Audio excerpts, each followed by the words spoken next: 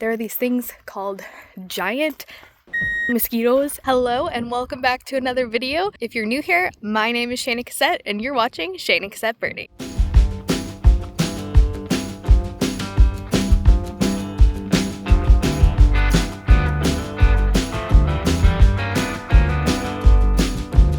So today we are out at our local wetland pond, aka the lagoon, and we are doing some birding. It is mid-July and July might be the worst month for birding. Let's look for some birds and I'll tell you why I think that might be.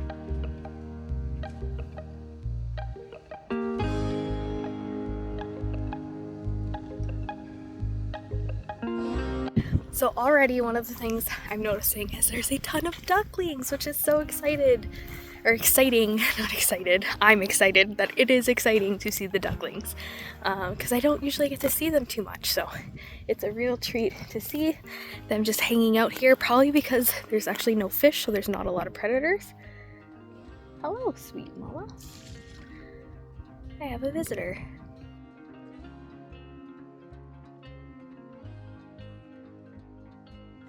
So that mama duck just flew right up and she didn't seem scared. It was kind of hesitantly hanging about. So that's probably a sign she either has some really young babies hiding or possibly maybe even still has a second nest. So I am moving on. I don't want to stress out any mamas more than they already are. So I'm just walking down to the end here. We've obviously seen a whole bunch of ducks and ducklings. I've seen some northern shoveler females with ducklings, some scaup with ducklings, pretty sure a distant blue-winged teal with ducklings. That's actually what I'm walking down to see if I can confirm. And then also a gull species of some sort. So I'm going to have to confirm what that is. Oh, and a bunch of ducks just came out from the reeds right there. So I'm gonna grab some pictures of them too. And we've also seen a chipping sparrow.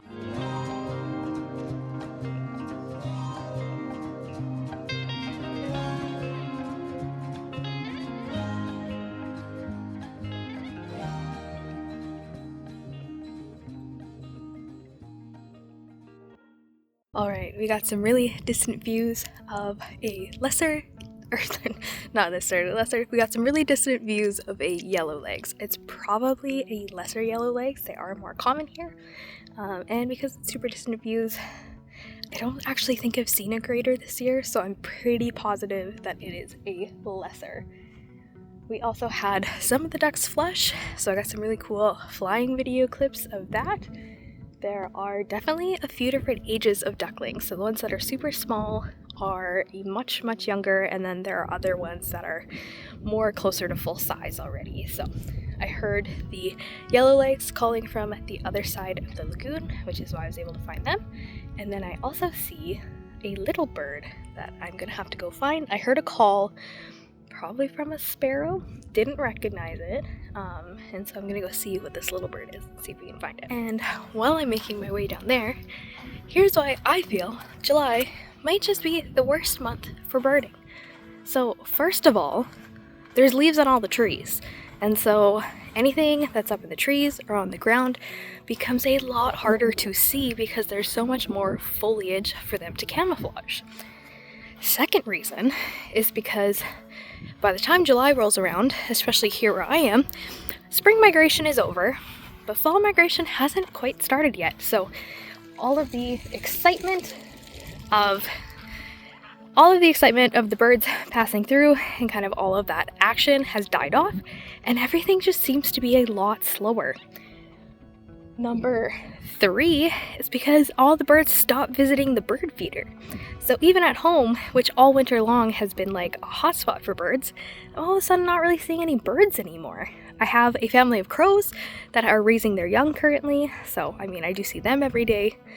But yeah, just not very much action at the bird feeder either. And then number 4, I've been grinding for the past 6 months. Absolutely tearing through birds. I've already made it to 90 county species, 89. I have 10 left to reach my 100 goal, and I just hit a point where I'm tired. I've been doing this for a while, and I just kind of need a break. And so I end up not doing very much birding in July at all. And honestly, that's okay. You all need a break. If you do it too hard for too long, you're not going to be as interested in it. And so I have only probably put out one video this month. And that's okay too, because it gives you guys a break. I hope you are having an amazing summer. I hope you guys are getting out and going birding. And I hope you share with me in the comments some of the birds you're seeing. All right, I'm just sitting down because I started to hear that little bird we were after. And you can probably hear it calling. So that is a song sparrow. It is sitting on the top of this little willow type bush on the edge of the water catching some bugs.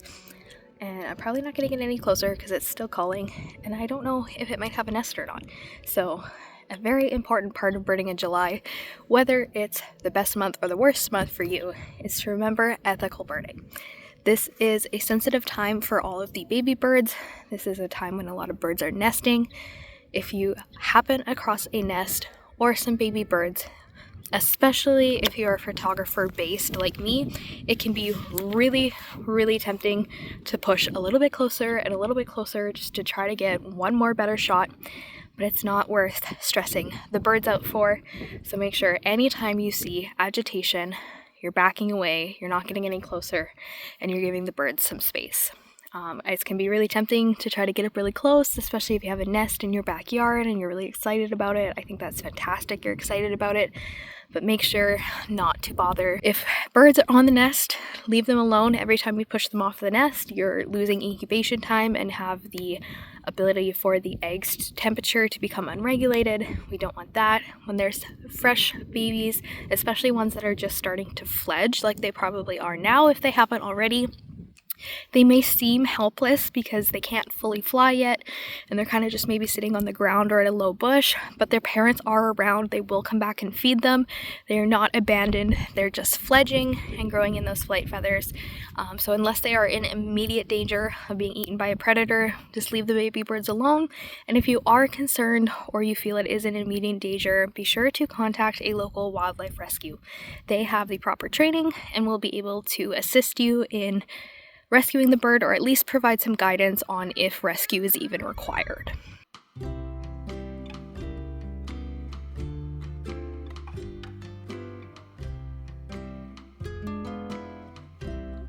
Well, I did see one of the flycatcher species, and I may have gotten a quick photo. I don't even remember if I got video of it.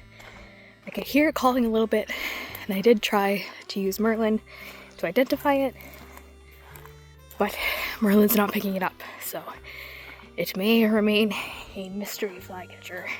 Flycatchers are hard, especially because here in Saskatchewan there's overlap, and so there are some species you can only tell apart by their call. Oh, and reason number 5, 6, I've lost count now, of why July I feel is the worst month to go birding is because I live in the boreal forest.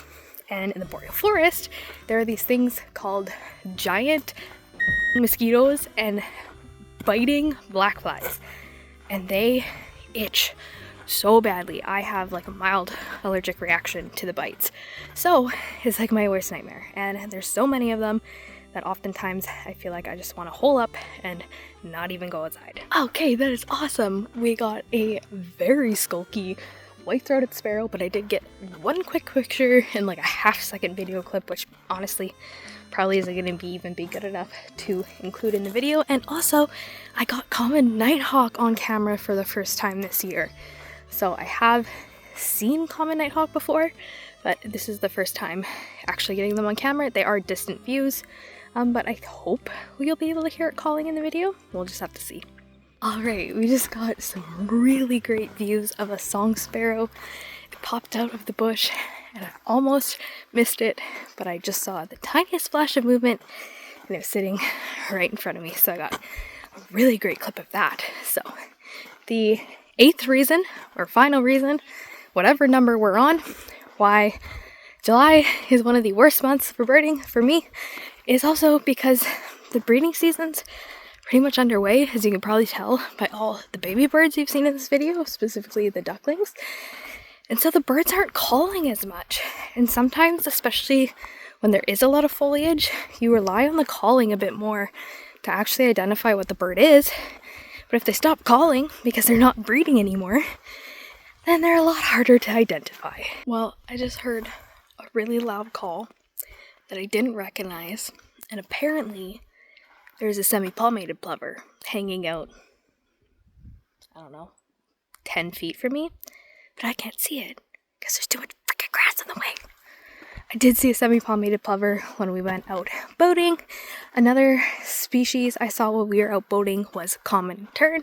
I also finally got spotted sandpiper. So for our county big year challenge of getting to 100 birds in the Orange County, that should be species 88 and 89, which means I have 10 left. But finding the last 10 is going to be much harder than finding the first 10. So I have a couple ideas. I also have a trip that I'm going on next month where I will be in a different area doing some hopefully different birding. So you have that to look forward to too. But I'm cautiously optimistic that I can make 100 birds.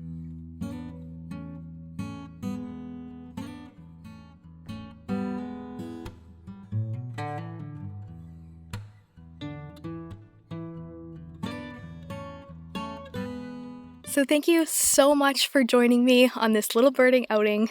Remember to get out and go birding yourself, and I hope you guys all have a wonderful rest of the summer. I will see you very soon with another video.